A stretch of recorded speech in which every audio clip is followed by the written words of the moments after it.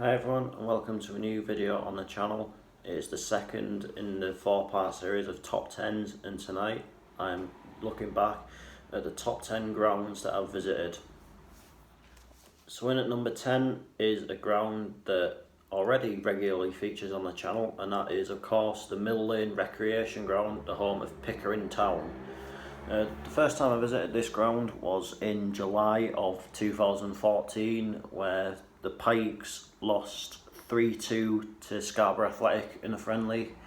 It's one that's local to me. It's one that I really do enjoy going to. There's really nice setup. You know, the people there are dead friendly. The bar's good as well, and I think it's definitely well worth its place in my top 10.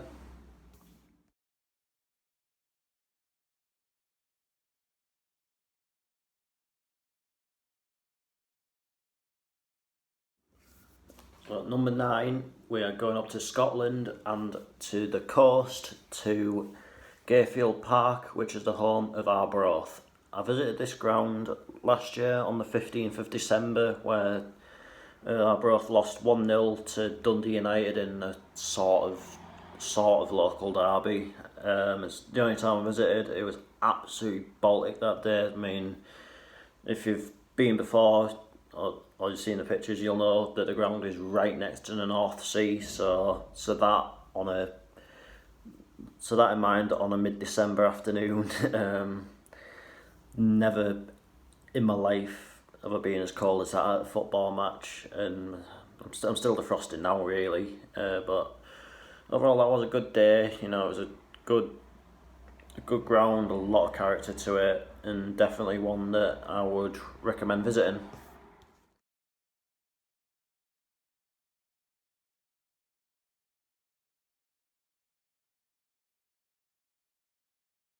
So at number 8 is the one from my most viewed video so far, and that is of course Crook Town with this Tom Cowie Millfield.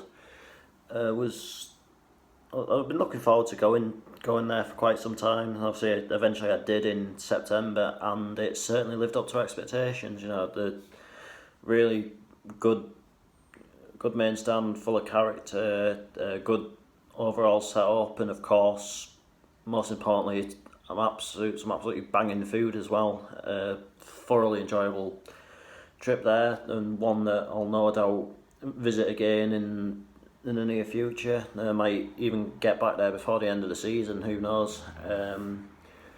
So that is number 8, which is of course Crook Town. In my personal opinion, the best non-league ground in the North East.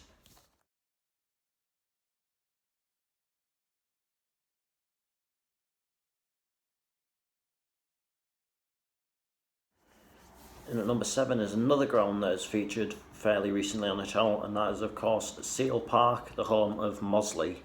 So I went there at the end of September, where they took Pickering apart 4-1. It was a really nice ground. Obviously the scenery there is absolutely brilliant, but I just thought, you know, the overall layout of the ground and things like that is what sort of made it really good. And yeah, if you're ever in the Greater Manchester area, give Mosley a visit. You'll certainly have a good day.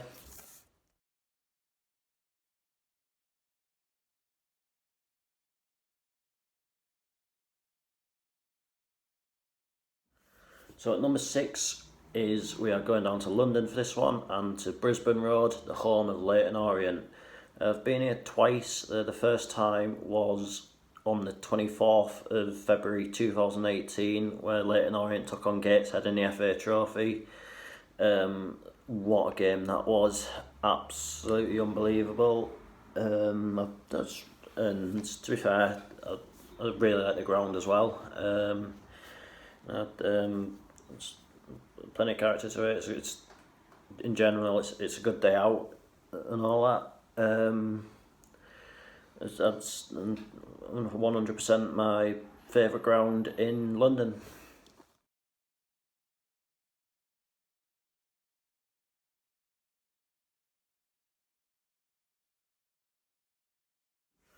So in at number 5 is Wrexham and the Racecourse Ground. Again, one of those that I really like. I think when Gateshead were in the same league as Wrexham, that was one of those that I'd look out for first when the fixtures came out. I do enjoy a trip down there. You know, the Centenary Bar at the ground's really good. And to be fair, it's a good atmosphere as well. I remember the first time I went, obviously we beat them 2-0 that day, but we got a second goal with literally seconds left. But before that, they were really pushing for an equaliser, and by God, that stand behind the goal got loud. Which just sort of added to the day, you know. And to be fair, the home fans have always been fairly friendly with us when we've been down there. It's always sort of adds to the day, which is good. So yeah, the number 5 is Wrexham.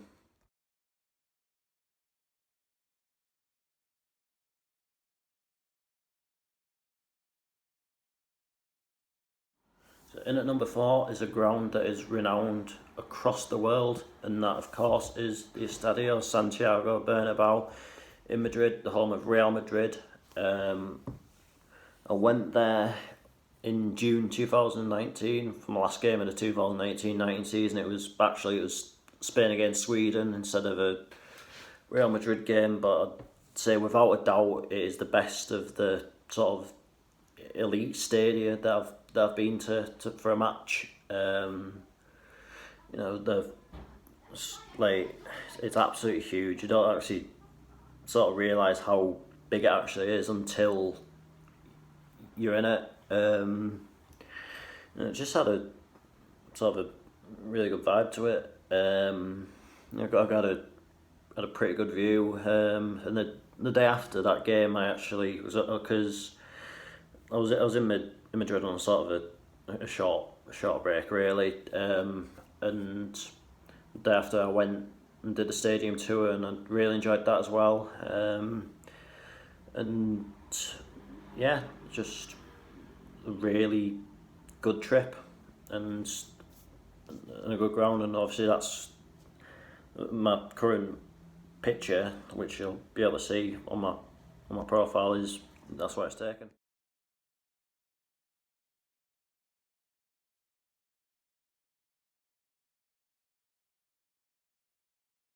So in at number 3, we're off to the Netherlands now, and to the Het Kasteel, which is the home of Sparta Rotterdam. This place is unique.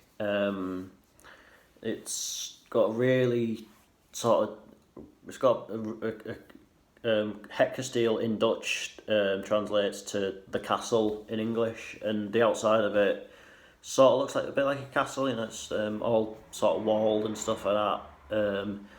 And the inside of it is dead quirky. And when I went there in April 2018, it was a really good atmosphere that night against Venlo. I was really drawn into the game because of how sort of good it was. And overall, you know, it was a lot of fun.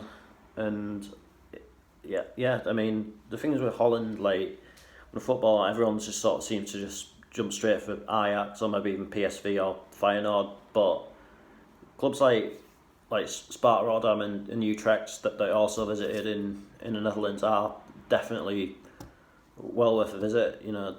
And it actually is I found the games in Holland actually really entertaining. So if you've not been already, get a football trip in Holland on your bucket list.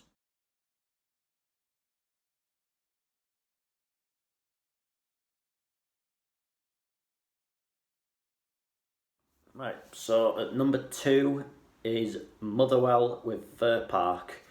It seems biased, I know, but it's one of those that I absolutely love going to. You know, you always get that sort of real sort of match day vibe as I'm approaching a stadium and stuff like that. You know, obviously I enjoy the pie, as you know, from a previous video, and it's just like, you know, it's quite old fashioned now. You know, it's got the Phil O'Donnell stand, which obviously has sort of wooden seating, and then it has that extension on the end that never got built, but so let it off. And obviously I sit in the John Hunter stand. It's got the Well Boys at one side, then I sit towards the other, but so, you know, I feel right up close to the action. You know, it's really easy to get drawn in.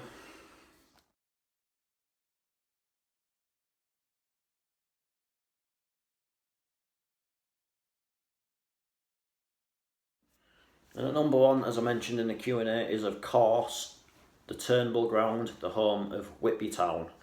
I absolutely love going there, to be fair. It's whenever all the sort of fixtures are out for new season and stuff, it's always one that I look to try and fit in a day for. I was a bit obviously gutted last year that I didn't get to go because the coronavirus kicked in before I could.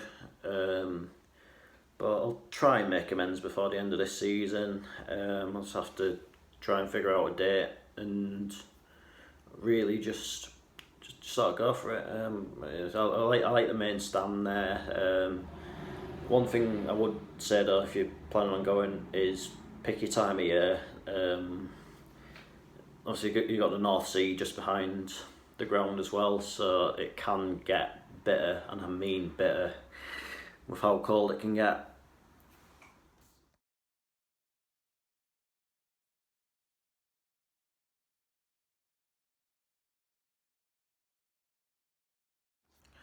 So there you go, that is my top 10 grounds. You might agree with some being there, you might disagree, let us know. Obviously there's so many out there. I've been to 255 grounds. You know, I've been to the likes of Old Trafford, St James's, the Amsterdam Arena, you know, grounds like that, you know, that obviously are quite something. But then again, there's a lot of sort of gems in non-league. You know, Matlock for one, as you saw on one of my videos. I've seen in the North East we've got Whitley Bay and Billingham Town, which are the two pretty good ones. You know, Workington, a bit of a sort of timeless classic. You know, that's well worth a visit. Then there's so many grounds out there. It was not easy to come up with that top 10, but it's entirely based on my opinion and my experiences. You know, there's so many more that could have got in that top 10 quite easily, but as it is, that's what I went for. That is it for me for this video. I'll be back on Tuesday, where I will be revealing the top 10 grounds that I want to visit in future. But until then, take care and I'll see you later.